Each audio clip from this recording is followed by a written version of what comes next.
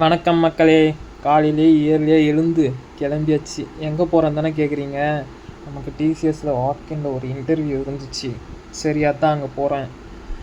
ரூட்டில் போகும்போது செம்மையாக இயற்கை காட்சிகள். ஆல்மோஸ்ட் 1 hour போனதே தெரியல. அப்படியே போயிட்டுருந்தேன். சரின்னு ஒரு ஆலம்பட்டி கடையில் நிறுத்தி ஒரு நல்ல டீயை குடிச்சிட்டு ஃப்ரெஷ்ஷாக இன்டர்வியூக்கு போயிட்டேன். ஆனால் நம்ம லக்கு பாருங்கள், அங்கே ஹெச்ஆர் சொன்னாங்க 6 இயர்க்கு எக்ஸ்பீரியன்ஸ் தான்ப்பா இருக்குது. அதனால் நமக்கு 4 years தான். சரி, கொஞ்சம் அப்படியும் ரெக்வஸ்ட் பண்ணி கேட்டேன். ஆனாலும் நோ யூஸ்.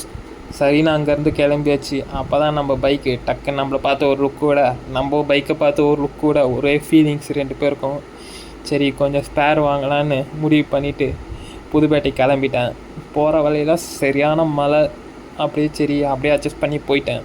போனதுக்கப்புறம் நம்ம பைக்குக்கு தேவையான ஸ்பேர்லாம் வாங்க ஆரம்பிச்சிட்டேன். ஃப்ரண்ட் வீலு, சீட் கவரு, கார்பரேட்ரு, அவனுக்கு என்னென்ன வேணுமோ எல்லாம் வாங்கியாச்சு. டோட்டலாக ஒரு 3000 கிட்ட வந்துருச்சு. சரி, நைட் இப்படி கிளம்புறதுக்கே அங்கேருந்து ஒரு 7 ஆயிடுச்சு.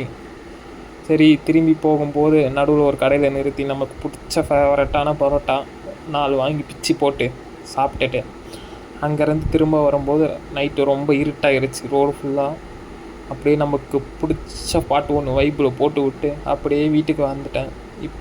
இதுதான் நம்ம பைக்கோட ஃபைனல் அவுட்புட்டு. இப்போ கொஞ்சம் ஒர்க்கெலாம் பெண்டிங்கில் இருக்குது. இதெல்லாம் அப்படியே கொஞ்சம் கொஞ்சமாக நம்ம ஃபிக்ஸ் பண்ணிவிட்டு அப்பப்போ வீடியோ போடுறேன். அது வரைக்கும் பை மக்களே.